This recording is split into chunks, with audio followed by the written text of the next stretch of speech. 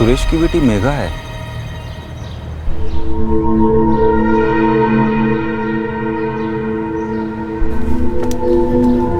आधा किलो दाल देना। और कैसी है तू? हम ठीक है। और तेरी बड़ी बहन मेघा? वो भी ठीक है।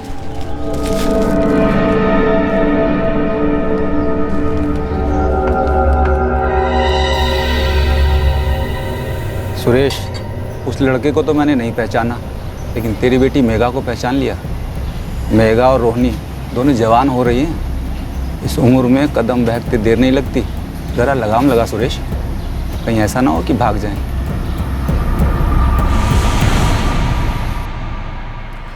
जवान होते बच्चों के माता पिता अक्सर परेशान रहते हैं कि कहीं वो किसी गलत रास्ते पर ना चले जाएं। सुरेश अवस्थी भी अपनी बेटी मेघा के लिए काफी परेशान रहते थे और उनकी परेशानी का कारण था उनकी बेटी मेघा की किसी अनजान लड़के से बढ़ती दोस्ती। और बहुत जल्द ये परेशानी डर में बदल गई।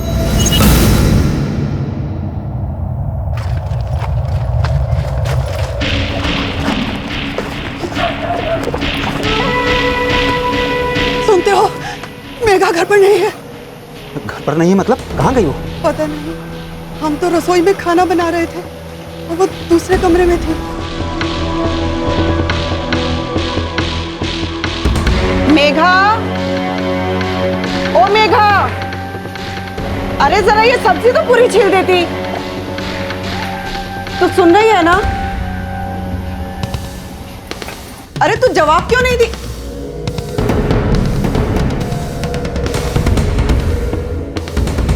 मेघा, मेघा, मेघा,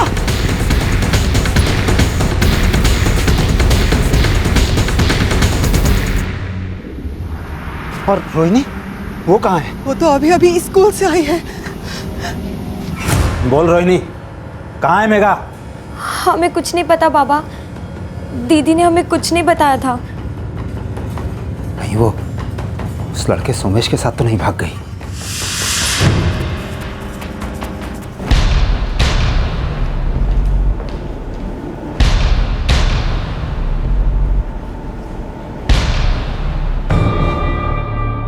वो लड़का सोमेश है, उसने हमारी बच्ची मेघा को अगवा किया है साहब।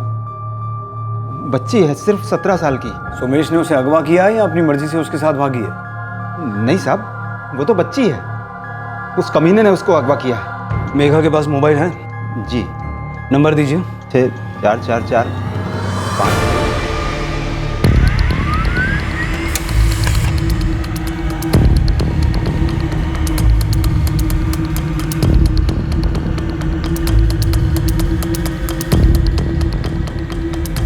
सर, एक अजीब बात है, पिछले 2 हफ्तों से मेघा के फोन से कोई कॉल नहीं हुई और उसके फोन का लास्ट लोकेशन उसका घर ही है।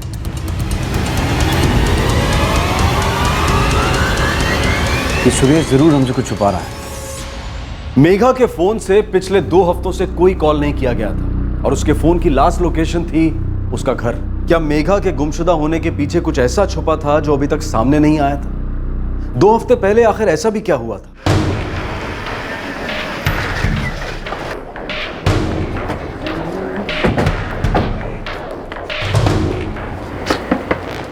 हम सच कह रहे हैं। अगर तू झूठ बोल रहा है तो समझ ले, तुझे तेरी बेटी कभी वापस नहीं मिलेगी। तेरी बेटी अपना मोबाइल फोन अपने घर पे रख के गई है। इससे साफ पता चलता है कि अपनी मर्जी से सुमेश के साथ भागी है। ये सुमेश है कौन?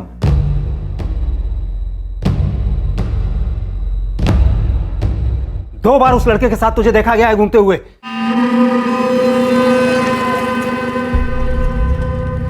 पहली बार तूने कहा कि कोई नहीं था, हमने मान लिया, लेकिन कल फिर तू उस लड़के के साथ दोबारा घूम रही थी।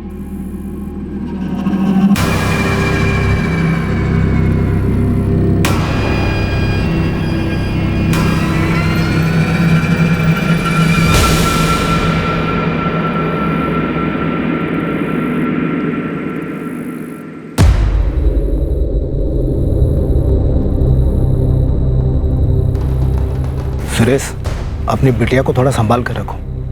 हमको नहीं लगता वो स्कूल भी जाती है। आज उसे तालाब के पास देखा है, किसी लड़के के साथ हंसी ठिठोली कर रही थी। कौन है वो लड़का? बाबा, उसका नाम सुमेश है और हम उसे पसंद करते हैं।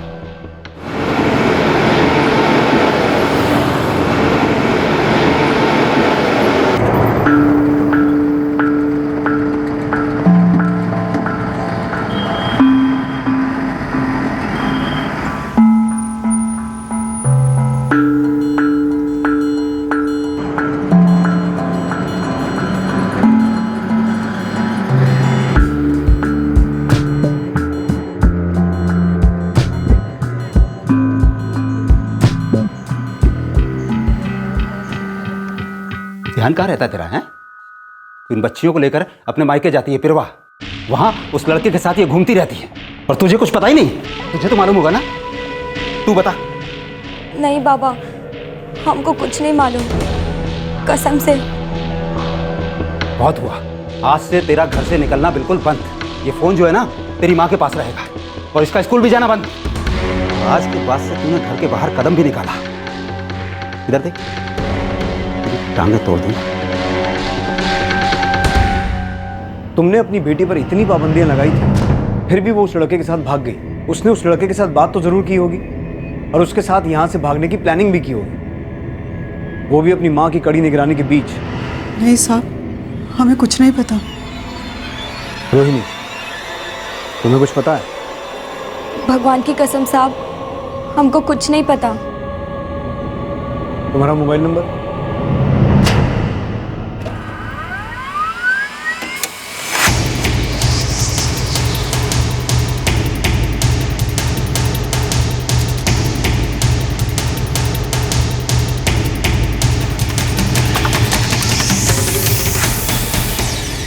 सर, मेघा और उसके पिता सुरेश के कॉल रिकॉर्ड्स में एक नंबर कॉमन है जो कि अब बंद है। ये नंबर जरूर सोमेश का ही होगा।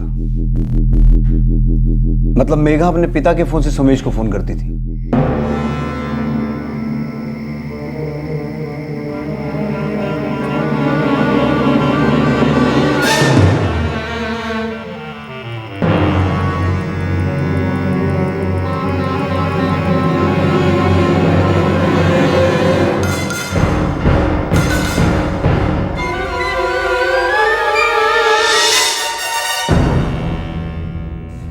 सुरेश, मेघा ने तुम्हारे फोन से ही सुमेश को फोन किया था, तो ये तो हो नहीं सकता कि घर के किसी आदमी को इस बारे में पता ही ना हो। हमें सच में कुछ नहीं पता साहब। देखो, अगर तुम्हारी बेटी अपनी मर्जी से उसके साथ छुपती फिर रही है तो फिर उसे ढूंढना बहुत मुश्किल हो जाएगा।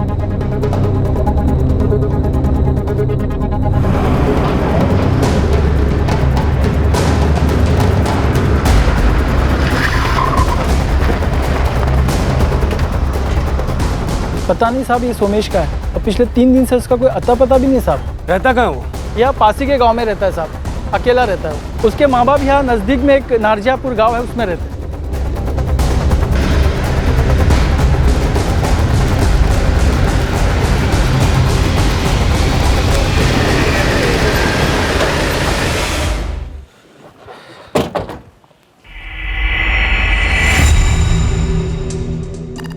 सुनिए। मालूम नहीं साहब, पिछले 2-3 दिनों से वो घर आया ही नहीं।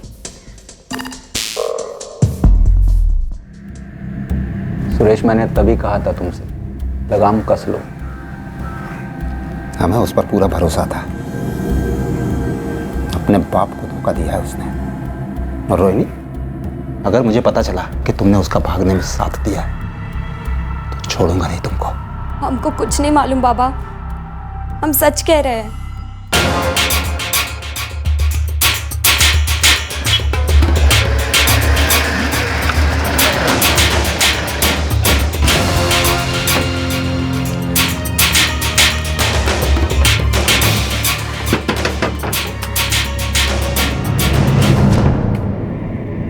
जी साहब, वो यहाँ नहीं है, कल ही चला गया। क्या वो मेघा नाम की किसी लड़की के साथ आया था?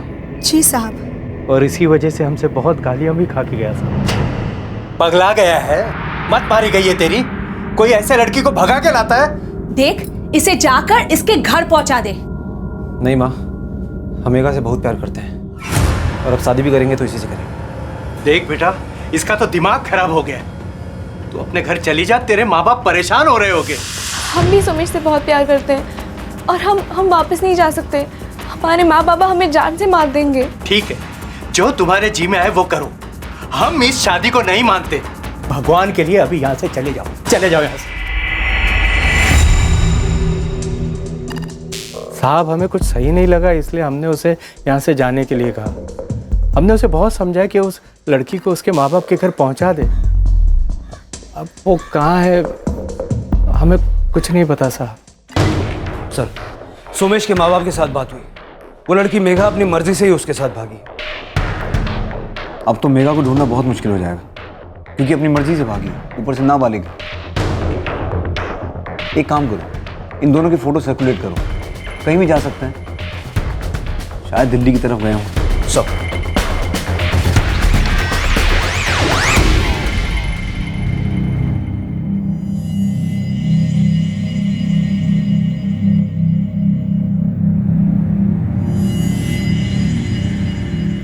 रोहिणी शुरू से ही चुप थी, थोड़ी डरी हुई। क्या कोई ऐसा राज था जो रोहिणी के दिल में कैद था, जिसके बारे में उसने अभी तक किसी को कुछ नहीं बताया था?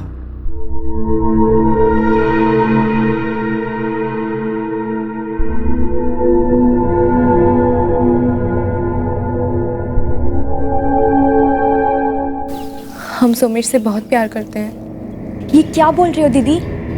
अगर बाबा को पता चला कि तुम उनके फोन से रोज उससे बात करती हो तो आफत आ जाएगी। हमें पता है, लेकिन हम सोमेश के बिना नहीं रह सकते, इसलिए हम उसके साथ जा रहे हैं। साथ जा रहे हैं मतलब? तुम उसके साथ भागना चाहती हो? पागल हो गई हो क्या दीदी? ये सब क्या सोच रही हो? अम्मा तुम पर 24 घंटे नजर गड़ाए हैं। अगर बाबा को पता भी चला कि तुम ऐसा कुछ सोच रही हो तो जान से मार डालेंगे। तुम हमारी मदद करो। कल जब तुम स्कूल के लिए निकलोगी तो अपने बैग में हमारे कुछ कपड़े रख लेना, और कल स्कूल मत जाना, हाईवे के पास हमें मिलना। क्यों हमें फंसा रही हो इसमें? बाबा हमारी खाल खींच लेंगे। कुछ नहीं होगा तुझे। अगर कोई कुछ भी पूछे तो कह देना कि तुम्हें कुछ नहीं पता।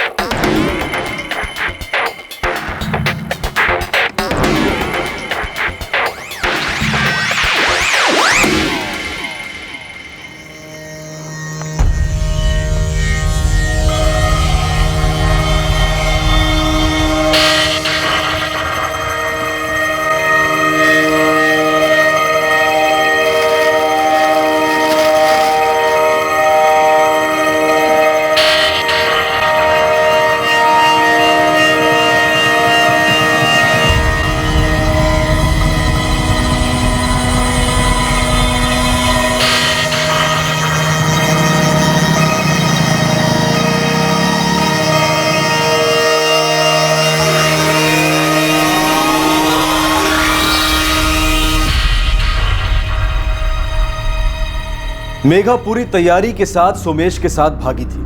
2 हफ्ते गुजर चुके थे, लेकिन सोमेश या मेघा की कोई खबर नहीं थी। और फिर अचानक कुछ ऐसा हुआ जिसने इस केस का रुख ही बदल दिया।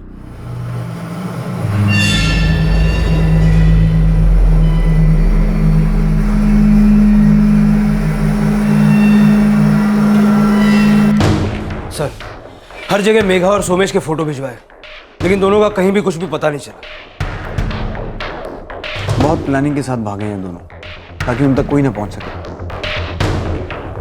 मुझे डर है कहीं कोई अनहोनी ना हो जाए।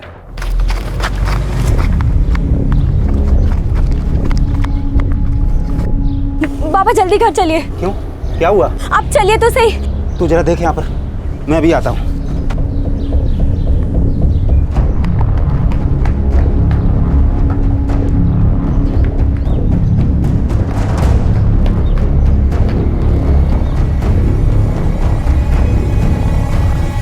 मेघा, बाबा। बेटा मेघा, तू हमें छोड़ के कहाँ चली गई थी? हमें माफ कर दीजिए बाबा, हमसे बहुत बड़ी गलती हो गई। लेकिन हुआ क्या? तो सचमुच में सोमेश के साथ भाग गई थी क्या? मेघा, उसने तेरे साथ कुछ ऐसा वैसा तो नहीं किया ना?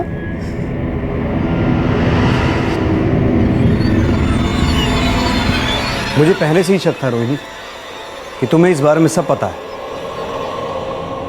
साहब, बच्ची है, माफ कर दीजिए।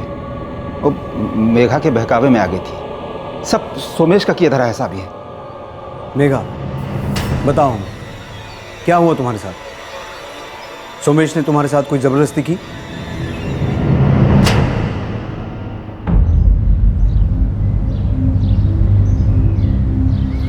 आओ मेघा।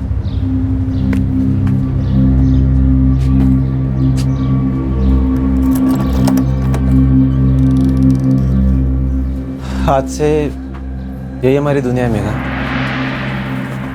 अब हम यही रहेंगे। और शादी? वो भी जल्दी हो जाएगी। ठीक है। वो बार बार हमें दिलासा देता रहा कि वो हमसे शादी करेगा, पर हमें ही लगा कि वो हमसे शादी करना चाहता था। वो बस हमारे साथ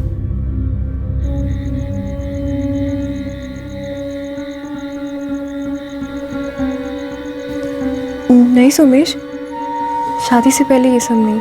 अब हम शादी तो करने वाले हैं ना। अब हमने अपनी दुनिया बना ली और हम दिल से तुम्हें अपनी पत्नी मान चुके हैं। पत्नी मानने में और पत्नी होने में बहुत फर्क है। पहले शादी कर लेते हैं, फिर शादी के बाद ये सब।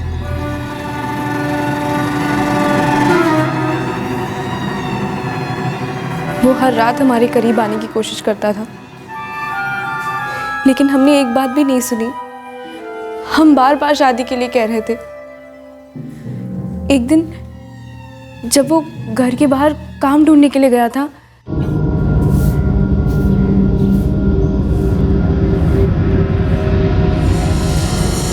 तुम सोमेश के साथ इधर ही रहती हो? जी। शादी हुई है या ऐसे ही? शादी हुई है ना, लेकिन आप ऐसा क्यों पूछ रही हैं? ऐसे ही पूछ लिया। उस सोमेश की दूसरी बीवी भी तो है ना, यहाँ बगराई गांव में ही रहती है। तुम्हें सोमेश के साथ देखा तो सोचा पूछ लेती हूँ।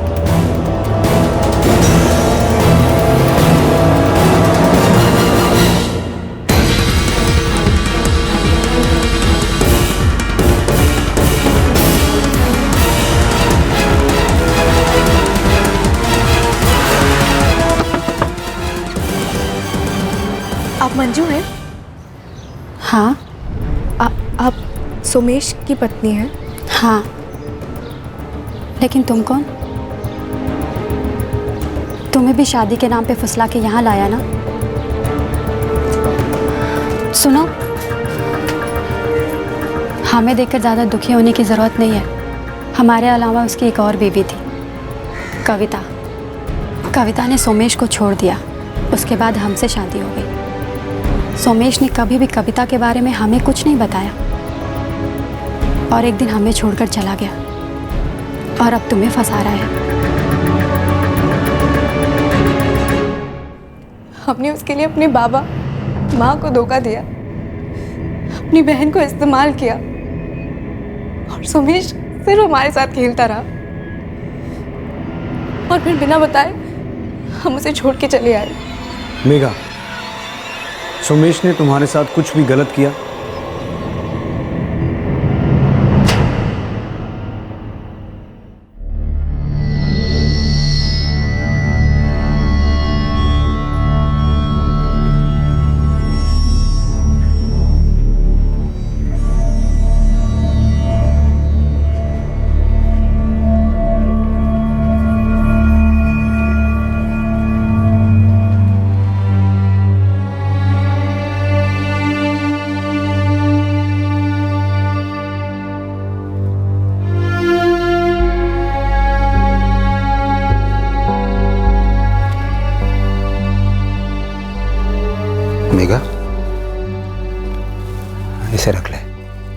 नहीं बाबा, हमें इसकी कोई ज़रूरत नहीं है। बेटा, सुबह का भूला अगर शाम को वापस घर आ जाए तो उसे भूला नहीं कहते हैं।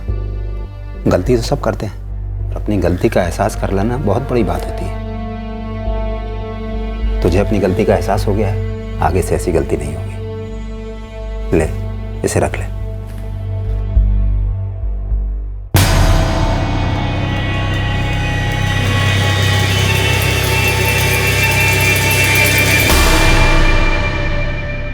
अंत भला तो सब भला, लेकिन ये अंत नहीं था, एक नई मुसीबत की शुरुआत थी। एक ऐसी मुसीबत जिसके बारे में किसी ने सोचा भी नहीं।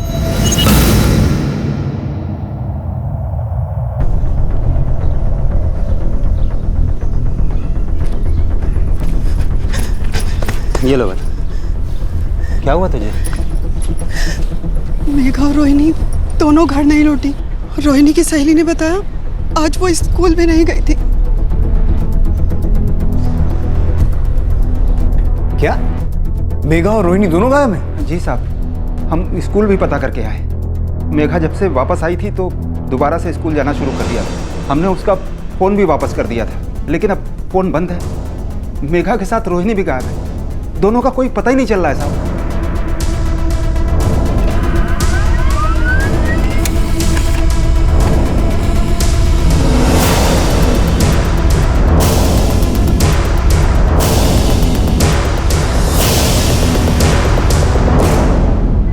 सर, मेघा का फोन अभी बंद है और सोमेश का भी। सबसे चौंकाने वाली बात यह है कि लगातार पिछले 2 हफ्तों से मेघा सोमेश के टच में थी और आज सुबह आखिरी कॉल भी उसने सोमेश को ही किया था।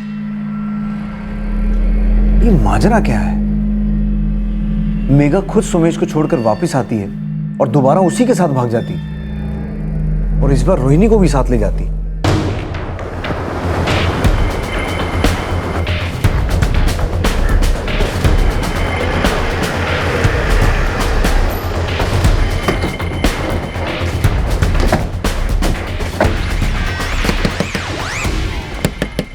क्या? हाँ, वो लगातार पिछले 2 हफ्तों से सोमेश से बात कर रही थी। लेकिन साहब, वो तो सुधर गई थी, अब दोबारा से सोमेश से बात कैसे कर सकती है वो? साहब, वो तो घर में हमसे भी बात नहीं करती थी, तो फिर सोमेश से कैसे बात कर सकती थी?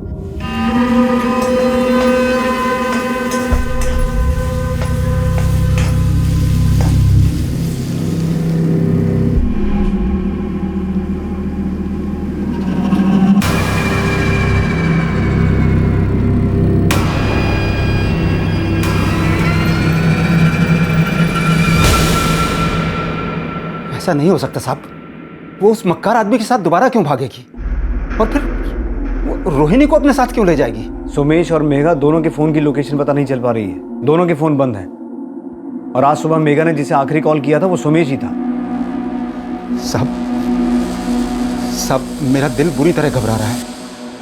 मेरी बच्ची की जान कहीं किसी खतरे में ना हो। लग तो यही रहा है कि वो फिर से भाग गई, और ये समझ में नहीं आ रहा कि इस बार रोहिणी को साथ लेके क्यों गई।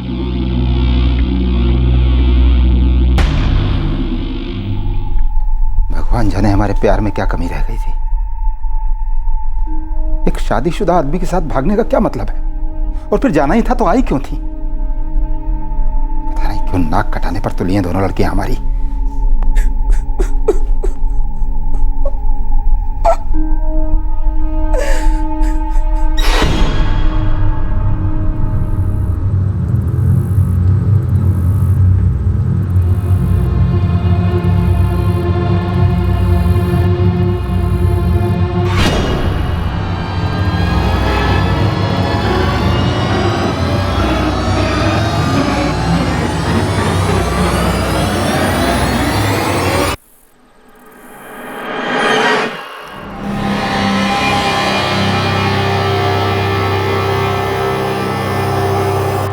सर, धुरीबा गांव से इंस्पेक्टर जयकांत ठाकुर का फोन आया था। वहां उन्हें 2 बॉडीज मिली।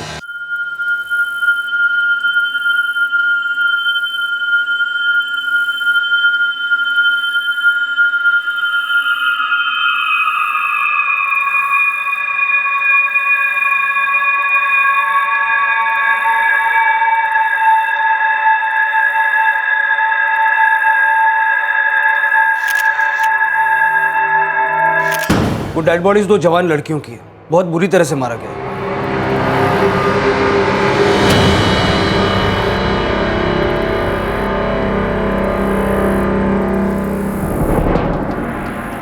साहब, दोनों लड़कियां हैं। चेहरा बुरी तरह से कुचल दिया गया है। मैंने रोहिणी और मेघा की फोटो हर जगह सर्कुलेट कर दी थी, तो नीरलपुर पुलिस ने यह पता करने के लिए फ़ोन किया था कि ये बॉडीज उनकी तो नहीं है। दोनों का चेहरा बुरी तरह कुचला गया है, पहचान पाना मुश्किल है। सर, हमें आइडेंटिफिकेशन के लिए रोहिणी और मेघा के माँ बाप को बुलाना। ठीक है, बुलाओ उन दोनों को। वो दोनों कभी नहीं आएंगे। अब हमें ये मानकर जीवन बिताना पड़ेगा कि हमारी दोनों बेटियां मर गई हैं। भगवान के लिए ऐसा मत कहिए।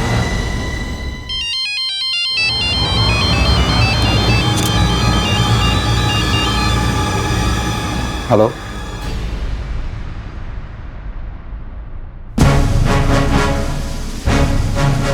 किसका फोन था?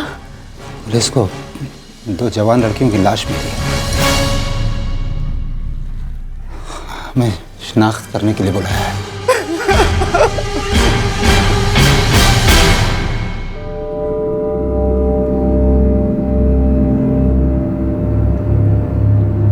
इन दोनों को गला दबाकर मारा गया है और इनको मरे हुए भी कम से कम 48 घंटे हो चुके हैं। बॉडी पर और कोई आइडेंटिफिकेशन नहीं। मारने के बाद इनके चेहरे को किसी भारी चीज जैसे पत्थर से बुरी तरह से कुचला गया है ताकि इनकी पहचान न हो सके।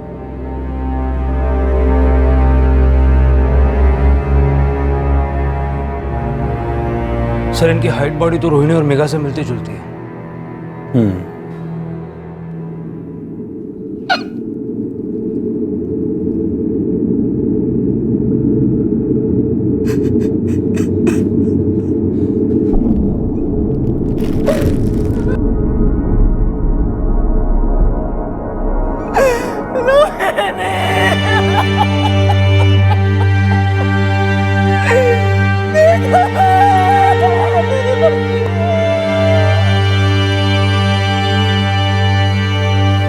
तुम्हें पक्का यकीन है ये मेघा और रोहिणी की लाशें हैं? जी साहब।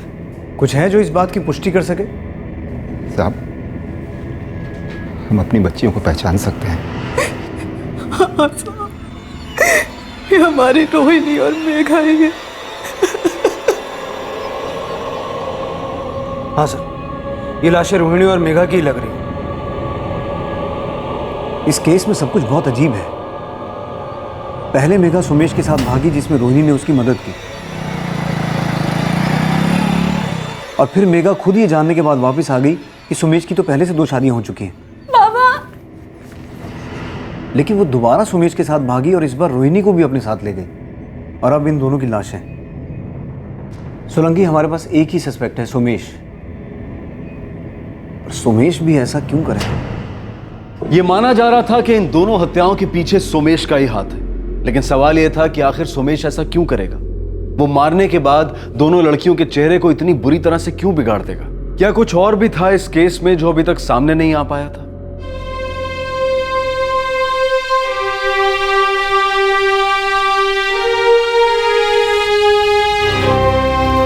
मेरी बस्ती देखा।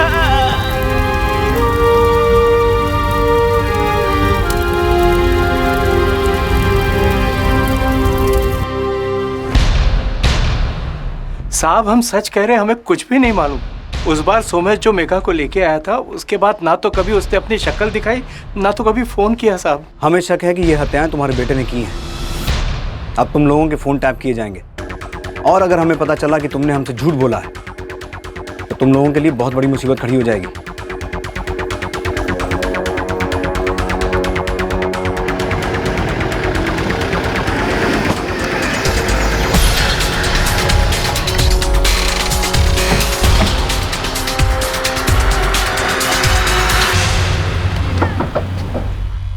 पता नहीं साहब, कहाँ है, क्या कर रहा है। और साहब, अगर आपको मिल जाए ना तो हमें मत बताना। हमारा उससे अब कोई लेना देना नहीं। बहुत पहले छोड़कर गया था हमें, उसके बाद एक बार भी पलट कर नहीं मिला। पता नहीं कहाँ है। अपने इलाके के सारे खबरी लगा दो, जरूरत पड़े तो आसपास के इलाकों के भी। 2 लड़कियों को मारकर ये सुमेश भागकर जाएगा कहाँ?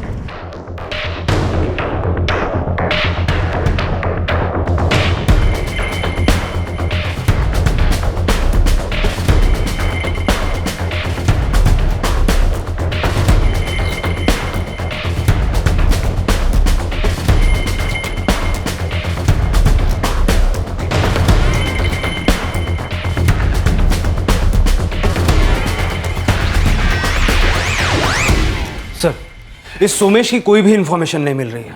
4 दिन हो गए, कुछ पता नहीं चला। हो सकता है वो हमें कभी मिले ही ना। ये सिर्फ मेघा और रोहिणी के मर्डर्स का मामला नहीं लगता,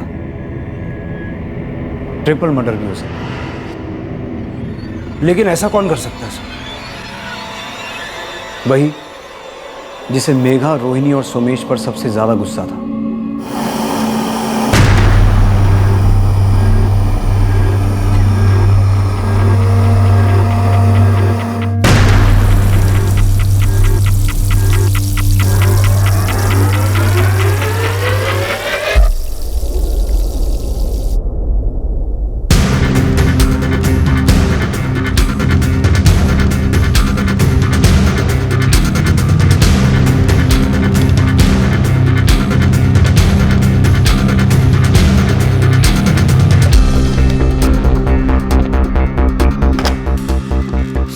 सुरेश के कॉल रिकॉर्ड्स चेक किए, लेकिन शक करने लायक कुछ भी नहीं मिला।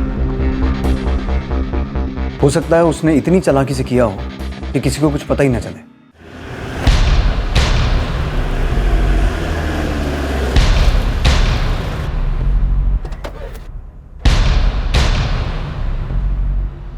क्या हुआ साहब? कुछ पता चला क्या? हमारे साथ चलो, शायद सब पता चल जाए।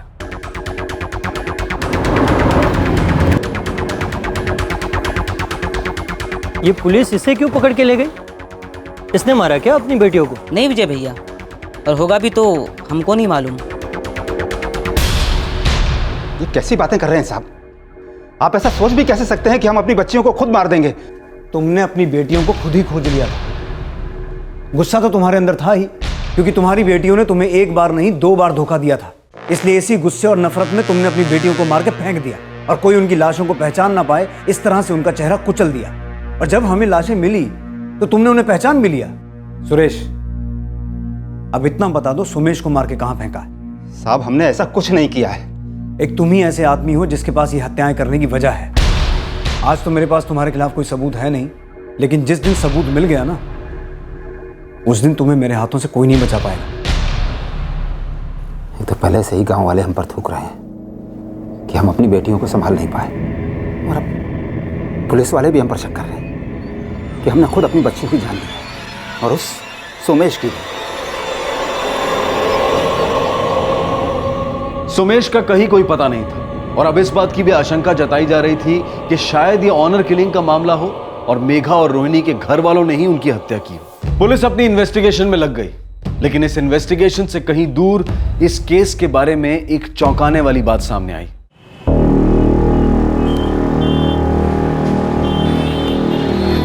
कोई भी न्यूज़ हो, बस मसालेदार होनी चाहिए।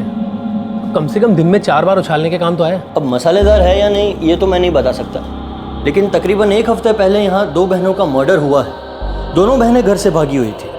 पहले लग रहा था कि शायद किसी लड़के के साथ भागी है और उसी लड़के ने इन दोनों को मारकर फेंक दिया है। हालांकि पुलिस ने इस लड़के को ढूंढने की बहुत कोशिश की, पर अब जब लड़का नहीं मिल रहा है तो पुलिस को लग रहा है कि ये ऑनर किलिंग्स हैं जो कि खुद लड़की के बाप ने की हैं। इंटरेस्टिंग यार, ऑनर किलिंग की कहानियां तो लोग बहुत देखते हैं। सकर भेज दे। ठीक है, तो मैं तुम्हें प्रिंट आर्टिकल्स और फोटोग्राफ्स दोनों भेज रहा हूँ, और अगर बाइट्स मिलते हैं तो बाइट्स भी भेज देता हूँ। चल ठीक है, जल्दी करना है ना। Okay okay, don't worry.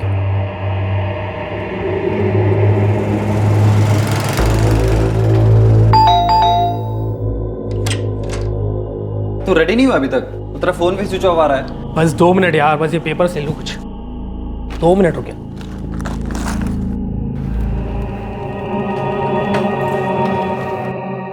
Manish यार 2 मिनट रुक, कुछ प्रिंट आउट लेना।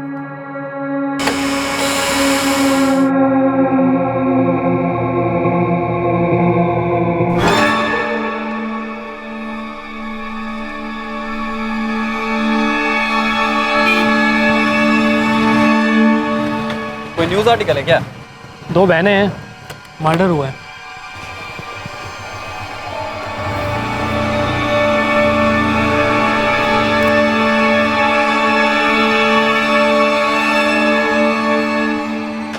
राकेश, हाँ? वो फोटो फिर से दिखाना। क्यों? दिखा तो। क्या हुआ?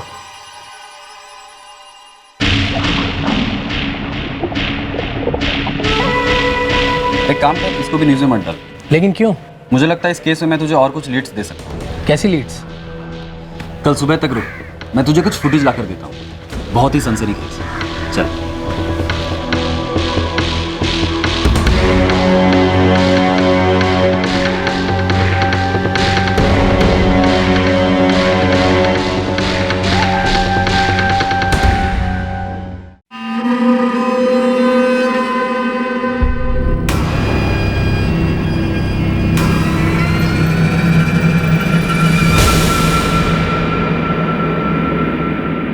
जूनियर रिपोर्टर मनीष के हाथ दिल्ली में ऐसा क्या लगा था जिसने इस केस का रुख ही बदल दिया?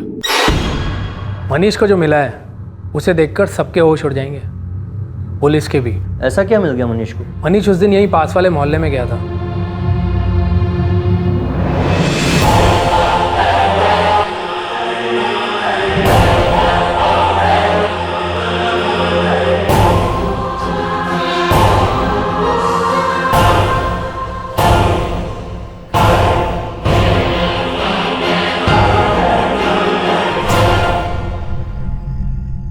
वो दोनों लड़कियां जिंदा हैं। मेघा और रोहिणी जिंदा है? और वो भी दिल्ली में? हाँ, और वो वहां 2 लड़कों के साथ रह रही है।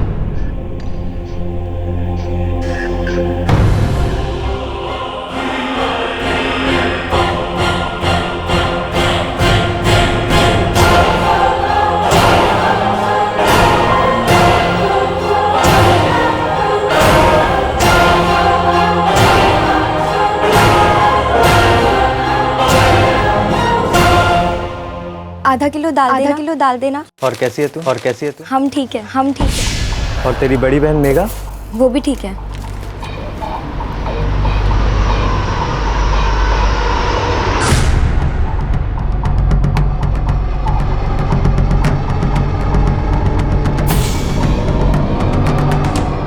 तुम एक काम करो, वो फुटेज मुझे जल्दी से भेज दो, मैं अभी कभी पुलिस को दिखाता हूँ। अगर ये वो 2 लड़कियां नहीं हैं, इसका मतलब कोई और 2 लड़कियों का मर्डर हुआ है। मैं तुरंत से कन्वर्ट करके तुझे फुटेज मेल करता हूँ।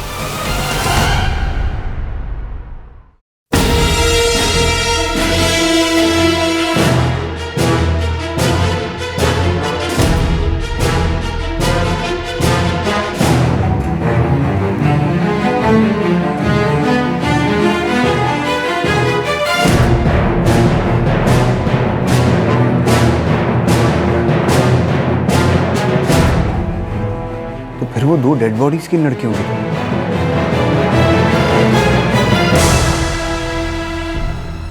सोलंकी, टीम रेडी करो।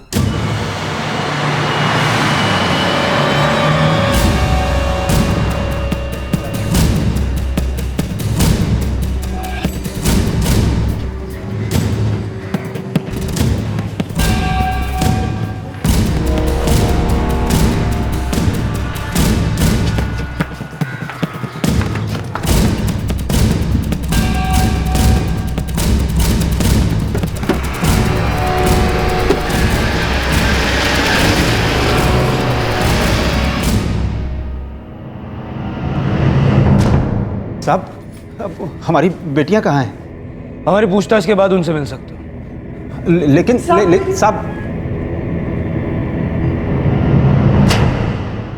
पुलिस क्या सोच रही थी और ये केस क्या निकला? 2 लड़कियां अपनी मर्जी से 2 लड़कों के साथ भाग गईं और पुलिस और घर वालों से बचने के लिए 2 लड़कियों का कत्ल कर दिया गया। ये पहली बार नहीं हुआ था, ऐसा पहले भी कई बार हो चुका था। तो क्या इस बार भी ऐसा ही हुआ था? नहीं साहब, हमने किसी को नहीं मारा साहब। तो फिर वो लाशें किसकी थी जो हमें मिली? हम नहीं जानते साहब, लेकिन हमने किसी का खून नहीं किया साहब।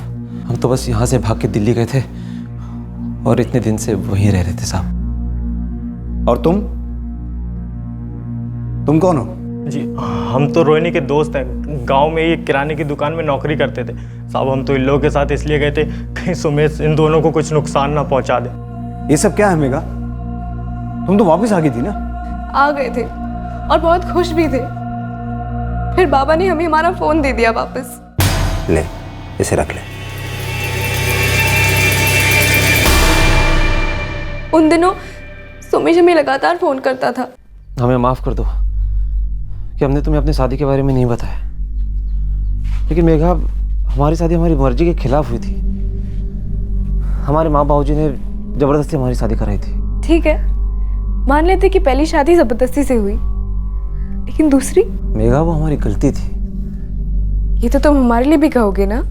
नहीं मेघा, ऐसा मत कहो। हमारी बात पे यकीन करो मेघा, हम तुमसे बहुत प्यार करते हैं। हम तुम्हारे बिना जी नहीं सकते मेघा। हमारे पास वापस आ जाओ। हमारे माँ बाबा ने हमारे ऊपर बहुत विश्वास किया था, लेकिन चाहते हुए भी हम खुद को रोक नहीं पाए। तुम पागल हो गई हो क्या दीदी? तुम्हें अब तक समझ नहीं आया? वो लड़का तुमसे प्यार व्यार नहीं करता। हमारा दिल जानता है, वो हमसे बहुत प्यार करता है। अगर पिछली बार की तरह तुमने इस बार भी भागने की कोशिश की तो बाबा तुम्हें नहीं छोड़ेंगे। हम जानते हैं, लेकिन हम भी सुमेश को ऐसे नहीं छोड़ सकते। हम जानते थे कि दीदी नहीं मानेगी और इस बार उनके भागने पर बाबा हमारी खाल खींच लेते, इसलिए हमने हमारे दोस्त शिवम से बात की। तुझे अपनी चिंता हो रही है, ज़रा ये तो सोच, अगर सुमेश ने मेघा को दोबारा धोखा दे दिया तो मेघा तो बड़ी मुसीबत में फंस जाएगी ना। हमें तो समझ में ही नहीं आ रहा कि हम क्या करें। तू एक काम कर, तू भी जा उन लोगों के साथ और हम भी चलते हैं तुम्हारे साथ। अगर हमें लगा कि सुमेश मेघा को दोबारा धोखा दे रहा है तो फिर हम मेघा को लेके वापस आएंगे। हम रोहिणी के साथ घर से भागे और रास्ते में हमें शिवम मिल गया। साहब, हम मेघा से बहुत प्यार करते हैं साहब, और इसीलिए हम उससे शादी करके दिल्ली में बस गए थे साहब। साहब, हम सच में नहीं जानते साहब कि जिन दो लड़कियों का खून हुआ वो कौन थी। माँ, बाबा हमें माफ कर दीजिए, हम सुमेश को भूल नहीं पाए। हम जानते हैं हमने आपको दोबारा धोखा दिया है। रोहिणी भी ये सब में फंस गई है हमारी वजह से। इसकी कोई गलती नहीं है, सब हमारी गलती है। हमें माफ कर दीजिए बाबा। बाबा एक बार हमें माफ कर दीजिए। बाबा, बाबा हमारी तरफ देखिए तो। उन लड़कियों के कत्ल के मामले में इन चारों पर शक करने की हमारे पास पूरी वजह है, लेकिन ये चारों दिल्ली में खुलेआम रह रहे थे, क्रिमिनल्स की तरह छुप कर नहीं। मुझे लगता है सच बोल रहा है, पर अगर इन चारों ने उन लड़कियों को नहीं मारा तो फिर किसने मारा? सर, रोहिणी और मेघा दोनों लापता थे। उनका बाप सुरेश भी लाशों को पहचानने में धोखा खा गया था। कहीं ऐसा तो नहीं कि कहीं और भी दो लड़कियां मिसिंग हों और हम रोहिणी और मेघा में उलझ के रह गए हों। आसपास के पुलिस स्टेशन में जितनी भी मिसिंग कंप्लेंट्स हैं सबकी जांच करो। ये डबल मर्डर केस है। लड़कियों का अंतिम संस्कार भी हो चुका है और हमारे पास कोई भी लीड नहीं है। ये दोनों लड़कियां कौन थीं और इनके कत्ल के पीछे क्या राज था? अब ये एक नया केस बन चुका था जिसके बारे में किसी को कुछ नहीं पता था। पुलिस ने फिर से मिसिंग लोगों की फाइल्स छान मारी, तो क्या पुलिस को कभी पता चल पाया कि आखिर ये दोनों लड़कियां कौन थीं? सर, हमने आसपास के सारे पुलिस स्टेशन की सारी मिसिंग कंप्लेंट्स देख ली। उन लड़कियों से मिलती जुलती कोई लड़की नहीं मिली। लाशों की शक्ल पूरी तरह बिगाड़ दी गई थी सर, इसलिए ढूंढने में बहुत मुश्किल हो रही है।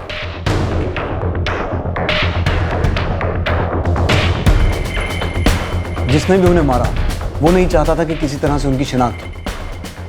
खैर, अपने खबरियों का नेटवर्क एक्टिव कर दो, हमें चांस तो लेना ही होगा। साहब, ये खिसपुर गांव में दो लड़कियां बहुत दिन से दिखी नहीं हैं। कौन?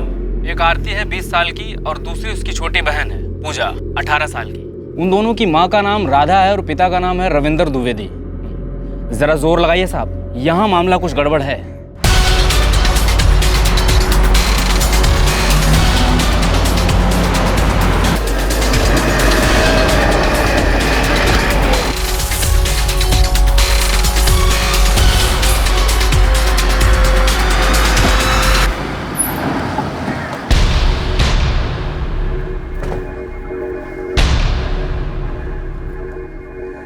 जी, हम आपसे आपकी बेटियों के बारे में कुछ पूछने आए हैं। पूजा और आरती कहाँ हैं दोनों? वो दोनों मुंबई में हैं साहब। हमें पूजा और आरती दोनों की फोटो चाहिए। पर आप उन्हें काहे ढूंढ रहे हैं साहब? ऐसे ही उनके बारे में पता करना चाहते हैं कि दोनों हैं कहाँ। जी।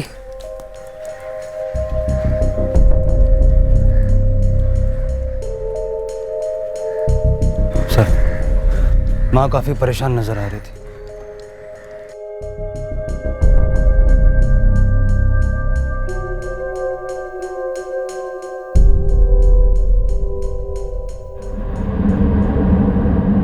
मुंबई में क्या करती हैं ये दोनों?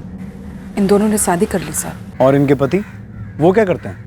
हमें नहीं पता साहब, दोनों घर से भाग गई थी।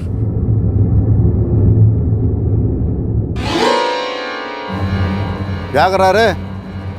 आज चला जल्दी।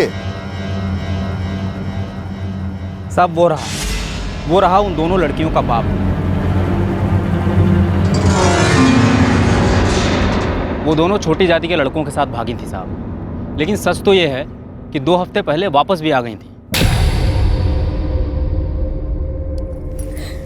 कैसी है? ठीक है ना? बाबा,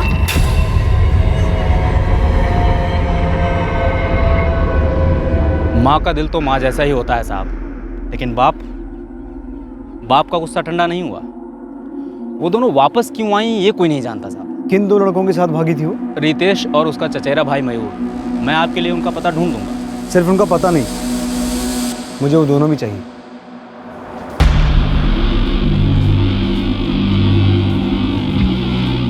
हमारा नाम रितेश है। हमारी पूजा से शादी ज़रूर हुई थी, लेकिन वो हमारे साथ नहीं। हमारा नाम मयूर है साहब।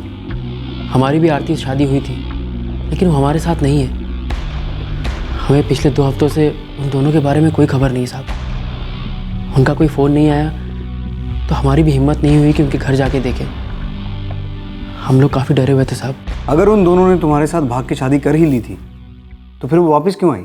साहब, उनके बाबा रविंदर को हमारे बारे में सब पता चल गया था और उन्होंने आरती को फ़ोन किया था। पापा, हम लोग अपनी मर्जी से यहाँ आए हैं। मैं मयूर से बहुत प्यार करती हूँ और पूजा रितेश से। ये क्या पागलपन है आरती? तुम दोनों हमारी मुंह पर कालिक पोत कर चली गई। एक बार भी अपनी माँ और बाबा का ख्याल नहीं आया मन में? पापा, हमें आप दोनों का बहुत ख्याल आया, लेकिन अगर हम आपको सच बताते तो क्या आप हमारी शादी के लिए कभी राजी होते? देखो, जब तक शादी में बड़ों का आशीर्वाद ना हो, वो शादी नहीं होती। अगर हम वहाँ शादी करते तो क्या आप हमें आशीर्वाद देते? देखो बेटा, हम और तुम्हारी माँ तुम दोनों को बहुत याद करते हैं। बस तुम दोनों वापस आ जाओ। हम आपसे वादा करते हैं कि रितेश और मयूर के साथ तुम दोनों की शादी करवाएंगे। हम करवाएंगे, वादा करते हैं। तुम्हारी माँ की हालत बहुत खराब है बेटा। दिन ब दिन उसकी तबीयत बिगड़ती जा रही है। तुम दोनों को याद करके रोती रहती है। हमारे लिए नहीं, लेकिन अपनी माँ के लिए तो वापस आ जाओ।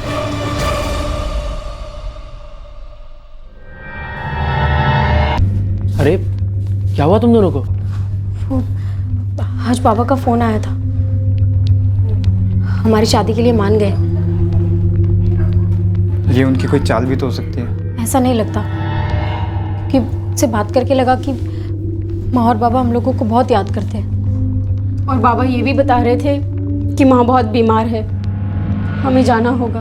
अगर हम चारों वहाँ पे जाते हैं और वहाँ पे जाके पता चला कि ये उनकी कोई चाल थी तो? एक काम करते हैं, पूजा और आरती, पहले सिर्फ तुम दोनों वहाँ जाओ और उन्होंने जैसा कहा है, अगर वैसा नहीं होगा तो तुम दोनों भाग के वापस यहाँ आ जाना। नहीं नहीं, ऐसी नौबत नहीं आएगी।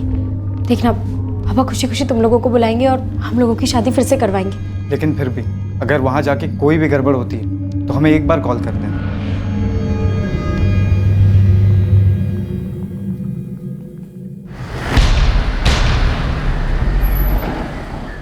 ये तुम्हारी दोनों बेटियां पूजा और आरती है? जी नहीं, ये हमारी बेटियां नहीं है। तुम्हारी दोनों बेटियां लापता है ना? तो तुमने पुलिस में उनकी कोई शिकायत दर्ज नहीं करवाई, क्यों? वो दोनों हमारी नाक कटाकर भाग गई, वो भी छोटी जाति के लड़कों के साथ। वो दोनों वापस भी तो आ गई थी। नहीं, वो कभी वापस नहीं आई। आपकी बेटियां वापस आ गई थी ना? जी नहीं आई थी। झूठ बोल रहे हो तुम दोनों। पूजा और आरती मर चुकी हैं और मैं दावे के साथ कह सकता हूं कि तुम्हें इस बारे में अच्छी तरह से पता है। हमारे लिए तो उसी दिन मर गई थी। जिस दिन वो उन छोटी जाति के लड़कों के साथ भाग गई थी। इसमें कौन सी नई बात बता रही आप? नई बात यह है कि तुमने खुद अपनी बेटियों का खून किया है। हमने किसी का खून नहीं किया। पूजा और आरती आपकी बेटियां थी ना, वो घर छोड़ के गई, आपको धक्का तो जरूर लगा होगा, पर कम से कम वो जिंदा तो थी। उन्हें ये झूठ बोलकर वापस बुलाया गया कि आपकी तबीयत ठीक नहीं है, और फिर उन्हें मार दिया गया। और सिर्फ मारकर नहीं छोड़ा, उनका चेहरा बुरी तरह से कुचल दिया गया किसी भारी चीज से। आपकी बेटियां, जिन्हें आपने अपनी कोख से जन्म दिया है, उन्हें किसी दरिंदे ने बुरी तरह से मारकर फेंक दिया। देखिए, ये कहानियां सुनाकर आप आपका और हमारा समय बर्बाद कर रहे हैं। आपके सामने ही मारा था ना उन्हें, या फिर मारने के बाद आपको बताया गया कि वो मर चुकी है? हमें कोई फर्क नहीं पड़ता वो जिंदा या मर गई। हमने कहा ना, हमारे लिए वो पहले ही मर चुकी थी। बिल्कुल, तुम्हारे लिए तो वो पहले से ही मर चुकी थी, इसीलिए तुमने शादी का झूठा वादा देकर उन्हें वापस बुलाया और फिर सच में मार दिया। आप लोग यहां से चले जाइए। उन दोनों से हमें कोई मतलब नहीं था, ना ही रहेगा, और उन दोनों के बारे में हमें और कुछ भी नहीं जानना है। लेकिन हमें जानना है उनके हत्यारे के बारे में, जिसे पूजा और आरती की मां अच्छी तरह से जानती है।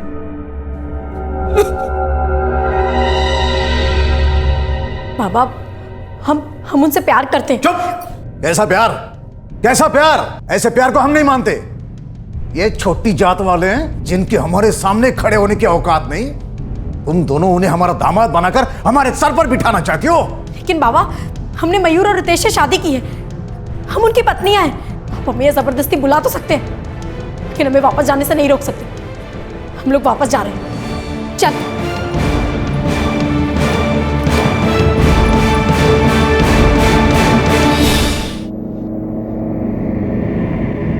इस बार हम तुम्हें रोकेंगे नहीं। तुम दोनों को इतनी दूर भेज देंगे, वापस आकर हमारे खानदान के चेहरे पर कालिक न पोंछ सको।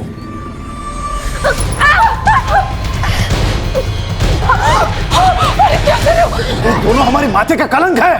बेटियां कहलाने के लायक नहीं है ये दोनों। जिंदा रह के हमारी और थू थू करवाए, इससे अच्छा है कि ये मर जाए।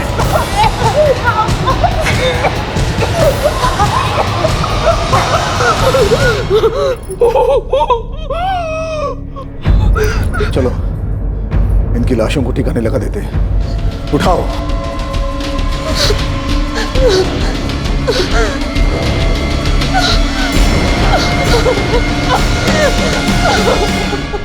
इन्होंने हमारे सामने हमारे बच्चियों को मार डाला साहब। हम अपने आंखों से देखते रहे, वो रोती रहे, वो चिल्लाते रहे, हम कुछ नहीं कर पाए। ये हमरे आरती साहब और ये पूजा, कौन कहेगा ये हमरे वही फूल जैसे बच्चे है साहब।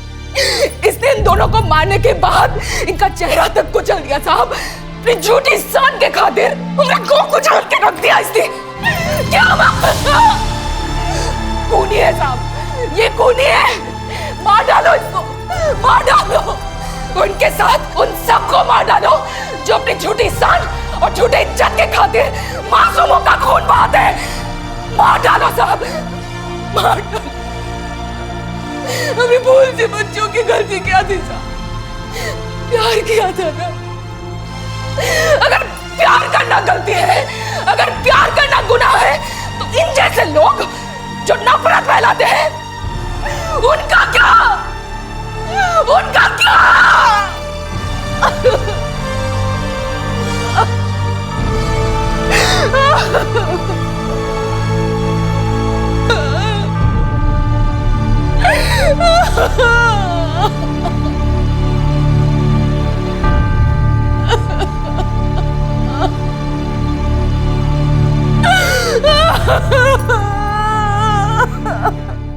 बाबा, हमें माफ कर दीजिए। हमें पता है हम गलत हैं, पर हम सुमेश से बहुत प्यार करते हैं।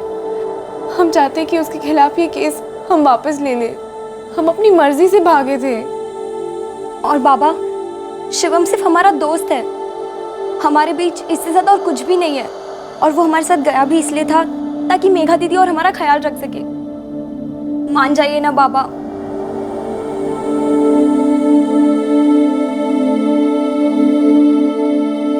रविंद्र द्विवेदी और उसके साथियों को आईपीसी की धारा 302 के तहत उसकी बेटी आरती और पूजा के कत्ल के लिए बुक किया गया है। मेघा और रोहिणी के माता पिता पर भी उन दोनों लाशों को मेघा और रोहिणी की लाश बताकर पुलिस को गुमराह करने के चार्जेस लगाए गए थे, लेकिन बाद में उन चार्जेस को खारिज कर दिया गया। मेघा और रोहिणी दोनों ही नाबालिग थी, इसलिए सोमेश और शिवम पर नाबालिग लड़कियों को अगवा करने के आरोप लगाए गए। फिलहाल दोनों जुडिशियल कस्टडी में हैं। पुलिस को पहले से ही मालूम था कि यह ऑनर किलिंग का मामला है और उनका शक सही साबित हुआ। अंतर सिर्फ इतना था कि सुरेश अवस्थी ने अपनी बेटियों मेघा और रोहिणी को नहीं मारा था, बल्कि रविंद्र द्विवेदी ने अपनी बेटियों पूजा और आरती का कत्ल किया था। गुनहगार सिर्फ गुनहगार होता है, भले ही वो गुनाह इज्जत के नाम पर ही क्यों न किया जाए। जब समाज से जुड़ी कुरीतियों, अंधविश्वास और परंपरा के नाम पर कुछ गलत होता है तो उसमें गर्व करने जैसा कुछ नहीं होता। जाति, धर्म और समुदाय के नाम पर की जाने वाली हिंसा ये नहीं दर्शाती कि हिंसा करने वाला कितना इज्जतदार है, बल्कि ये दर्शाती है कि उस इंसान की मानसिकता कितनी खोखली है। बड़े शर्म की बात है कि आज के दौर में भी ऐसे लोगों की कमी नहीं जो इस तरह की कुरीतियों को बढ़ावा देते हैं। आपसे फिर मुलाकात होगी क्राइम पेट्रोल सतर्क में एक और नए केस के साथ।